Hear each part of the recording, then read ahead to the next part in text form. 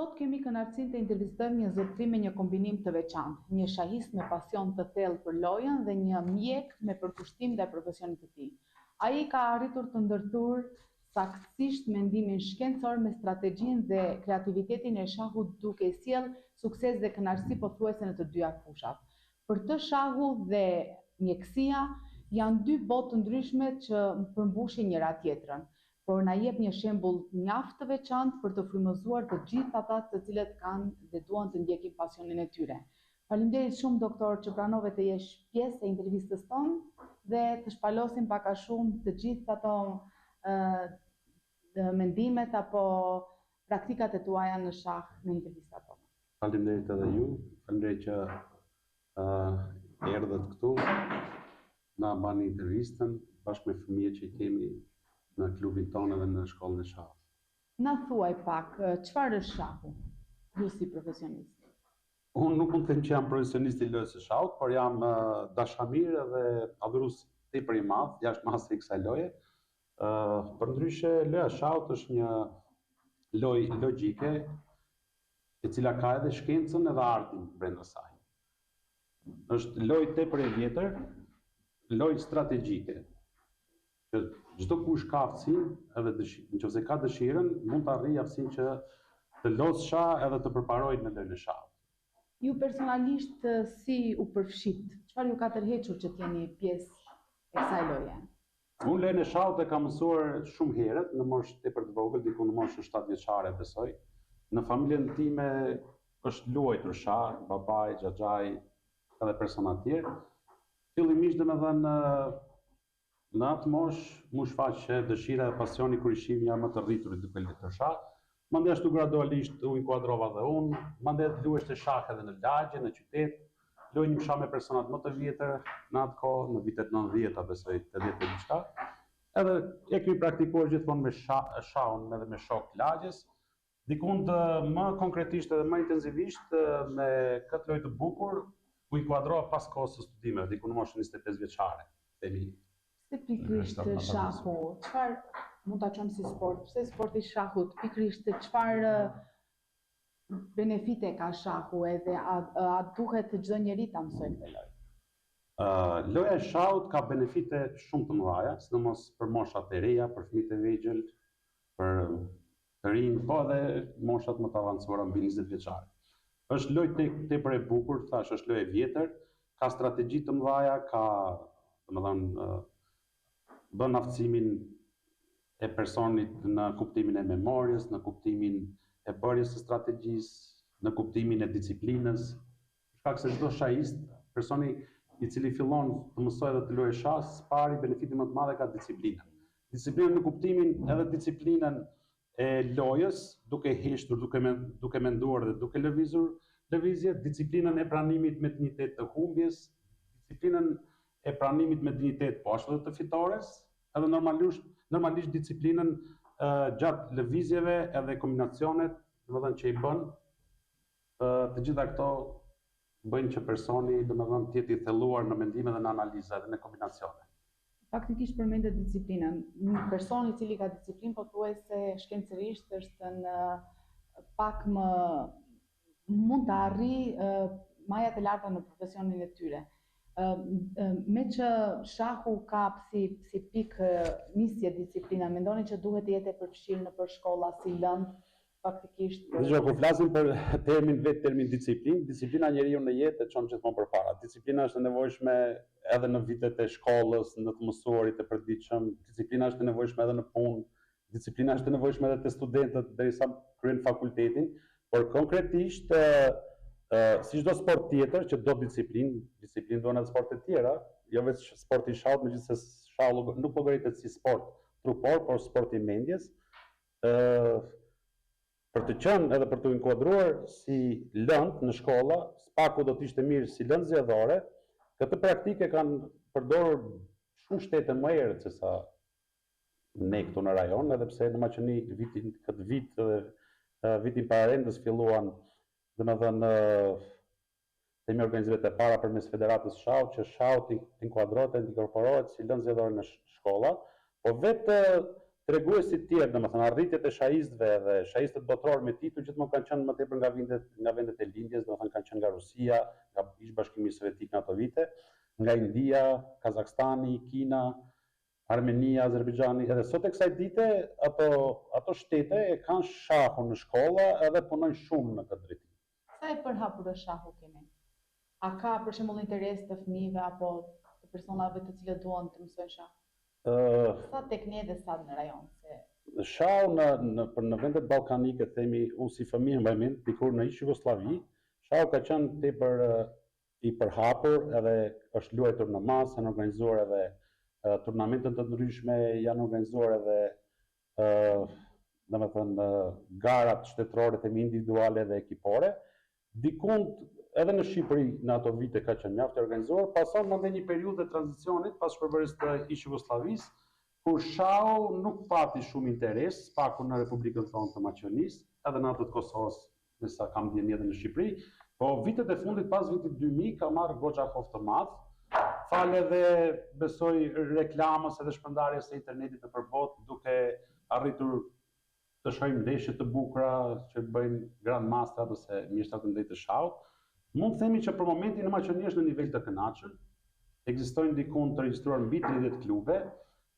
Sidomos 5 vitet e fundit ishin prezente liga e parë shtetërore e ekipore, liga e dytë, tani me regjistrimin e shumë klubeve është formuar edhe liga e tretë. Ju personalisht keni klubin tuaj të shahut? Ne kemi regjistruar klubin tonë të shahut, Këshës Struga, dikun nga vitet 2019, dikun para 5 viteve. Ishim një grup shokësh dashamir që takoheshim çdo ditë edhe dham një ide, përndryshe bëjmë turnire, kështu organizojmë turnire lokale, po dham një ide, pse mos bëjmë një subjekt juridik, një klub. Kështu do ta kemi edhe më lehtë, edhe do krijojmë domethënë lidhje, bashkëpunim me ekipe tjera, kështu në atë mënyrë vetëm e filluam, e startuam si shahist amator, jo profesionist. 2-3 vite arritëm, luajtëm në ligën e dytë, mandej me dëshirën disa shokëve arritëm të hyjmë edhe në ligë të parë. Do të jeni pjesëmarrëse në përgatitje. Po, kemi qenë 5 vitet e fundit pjesëmarrës edhe në mënyrë ekipore edhe në mënyrë individuale. Personalisht për ju, cila ka qenë ndeshja juaj më e vështirë? Në shah. Se dim që në shah edhe mund të humbish, po edhe mund të flash. Kujtohem që kam pasur një ndeshje të vështirë, ishte kënaqësi atëherë, s'parier morëm pjesë me ftesën e Federatës Shqiptare të Shahut, zonën Majlinda Pilinci, u mbajt turneu, mbar kontar ekipor në qytetin e Sarandës. Neve si miq ishim 3 ekipe nga Maqedonia, ishin 4-5 ekipe nga Kosova dhe aty ishin diku një 90 ekipe që mini pjesë në ligën e parë. Edhe me sa kujtoj kam pas me një person të moshës, një ndeshje të vështirë që gati ndoshta janë luajtur 150 lëvizje, po teza në fund ram në dakordimin që ta lëm remi. Oh, interesante. Tani, unë dhe desha paka shumë prapë ke kloja shahu të drejtohem. Mendoni se është më e rëndësishme intuita apo analiza e thelluar në shah? Shumë pyetje e qelluar. Kur bëjmë fjalën për intuit në lojën e shahut edhe për analizë. S'pari sa për informacion për publikun, loja e shahut nuk është e tillë dhe si e shohim në lojë shah. Janë 3 disciplina kategori në lojën e shahut. Është shahu standard, që i themi shahu i vërtet, shahu kompeticional, shahu i cili zhvillohet dikund 4 deri në 6 orë ndeshje. Domethënë këtu kemi një ndeshje të gjatë ku me 40 lëvizje të para, secili lojtar kundërshtar në 40 lëvizjet e parë, domethënë ka 1 orë e 30 minuta, në 90 minuta kohë dhe në çdo lëvizje, pasi shkruhet potezi dhe ndalohet ora, shtypet ora, fiton me 30 sekonda shtesë. Domethënë kjo në këtë lloj discipline të shahut standard, të shahut të vërtet, intuita ka më pak të bëjë. Më tepër ka të bëjë domethënë mënyra, strategjia, analiza, kombinacionet, ke kohë për të menduar edhe kur je në pozicione të vështira, ke kohë të bësh kombinacionet e mundshme në ndrrim figurash ose në një parashikim për fund lojë ose mes lojë, kurse intuita më tepër ka të bëjë tek 2 kategori tjera të shahut, kur është kategoria rapid, 10 minutë, 15 minutë me kohë shtesë, 3 sekondë ose 5 sekondë, një lojë që zgjat diku tek gjysmë ore, Edhe normalisht tek loja Blitz. Loja Blitz është lojë e shpejtë, lojë të themi 10-12 minutëshe. Aty domethënë ka të bëjë intuita, aty nuk ke shumë kohë për ta gjetur hipotezën më të mirë të mundshëm themi. Domethënë aty Çfarë do këshilloje për të filluar një lojë shahu? Faktikisht moshat të vogla ose çfarë do lloj moshi mund të ketë një person për të filluar? Unë njoh shumë persona që janë shahistë të mirë, jam edhe me tituj, që shumë vonë kanë filluar shah. Po përparësia në kuptohet më e madhe është tek vetë fëmijët e vegjël. Truri i fëmijëve të vegjël, ashtu si në përditshmëri edhe në shkollë që kap themi kështu më lehtë se sa truri një të madhi, do të qenë e preferueshme që shahut fillojnë në moshë hershme, themi midis moshës 7-9 vjeçare, 7 deri 9 vjeçare. Edhe pse ka fëmijë në përbot që edhe shumë më herët kanë filluar të luajnë shah. Tani bile është një lajm i fundit është një fëmijë më duket nga Rusia që ka filluar në moshën 3 vjeçare, 8 muajsh ka marrë titull ELO, themi. ELO është poentimi në lojën e shahut. Tani doktor, mbasi të njohim pak a shumë, desha të na tregosh mes shahut, profesionit të mjekësisë dhe leximit. Si do e veçoje? Ti më përmendë leximin. Unë sa për kuriozitet jam një person i pasionuar pas librave, kam treguar dikun kam shumë 100 libra në vit lexim. Pasionin më fani faktikisht të treja. Profesionin tim unë punoj me përkushtim, jam mjek specialist i mjekësisë profesionale, mjekësisë punës. Dhe një mjek shumë i mirë në 20 vite, afër 20 vite i kam përvoj pune, faleminderit për konsideratën edhe të popullatës po ashtu. Po edhe shahun edhe leximin e librave i kam pas pasion gjithmonë një. Nuk i kam vetëm hobi, po i kam edhe mani. Është një sëmundje e mirë, faktikisht për mua. Edhe do t'ja kishte preferuar gjithë secilit të lexoj libra edhe të luaj shah. Unë kam një shok në përditshmëria, e thot një batut shumë të bukur, thot shumë. Ndjej thot keqardhje edhe më vjen shumë keq edhe ndjej keqardhje edhe për gjithë ato persona që s'din të luajnë shah. Aq sikur secili të mësonte të luante shah. Edhe vajzat, femrat poshtë. Po, ato nuk di të luaj shah edhe nuk jam interesuar. Më duket sikur tani më kujtove këtë vajza që luaj shah, unë fillimet e shahut i kam pas në filmin e produksionit Kinostudios nga Shqipëria, Ty Ermat, me Rudinën e vogël, kur bëhet një kampionat shahu aty një simultane, kur shkon një mjeshtër i madh i shahut i Lopince, dhe kjo vajza 6 vjeçare duke luajtur me babin e vet në shtëpi, kishte përparuar aq tepër që jo që e mundi babain, po edhe në simultane arrin e vetme ata mund mjeshtrin e madh të shahut. Jo, vëre edhe këtu shumica e nxënësve janë djeme dhe besoj që edhe vajzat. I kemi edhe 2 vajza, po sot nuk janë prezente. Është një vajzë 8 vjeçare dhe një vajzë më duket 14 vjeçare. Bashkë me Mirandën që e mbajnë kursin.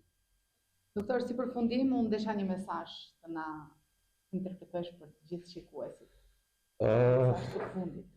Unë spari mesazhin më të madh do t'ua kisha bërë gjithë prindërve, ti kanalizojnë fëmijët në për sporte. Nuk është edhe në lojën e shahut, po në sporte përgjithësi, po posaçërisht në lojën e shahut, jo vetëm këtu në Struk, po edhe në qytetet e tjera mbar shqiptar ose për shkak se loja e shahut edhe sportet e tjera gjithmonë janë një shtys për fëmijët për të vazhduar rrugën e drejtë, për të bërë person intelektual, ashtu siç do kishim dashur gjithë secili të kemi familje fëmijë të mirë. Një mesazh tjetër e një kërkesë do t'ju kisha bërë edhe bizneseve private për të ndihmuar në klubet e shahut anë mban vendeve tona. Për krahin e institucioneve në këto klub? Ne kemi pasur disa raste kur institucionalisht bashkia na ka ndihmuar, por jo gjithmonë. Edhe më pak kemi pas përkrahje nga bizneset private. Po nuk ka qenë në nivelin e duhur, përsëri. Unë mbes me shpresën edhe ju bëj apel edhe institucioneve, qoftë nëpërmjet Ministrisë së Sportit, Kulturës, qoftë Federatës së Shahut, po sidomos Bashkisë Komunës së Strugës, që në të ardhmen do kishte qenë mirë të na ndihmonte. Spaku për to fëmijë.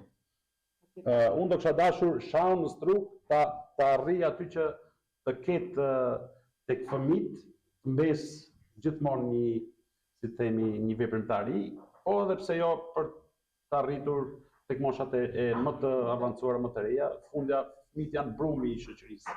nesër mund të kemi ekip të mirë edhe ekip të femrave edhe ekip të meshkujve, edhe të grup moshave të ndryshme, nga U8 deri në U18 që mund të marrin pjesë në për garë. Përfaqësojnë denjësisht. Doktor, faleminderit, ishte kënaqësi që zhvilluam këtë intervistë. Faleminderit ju. Besoj që do të jemi përsëri në për intervista të tjera kur juve do të ktheheni me medaljet. Patjetër, gjithmonë do të jeni të mirësarë në ambientet tona. Kjo ishte një intervistë e veçantë. Një mjek shahist, mirë po edhe adhurues i leximit ishte sot pjesë e intervistës tonë. Faleminderit.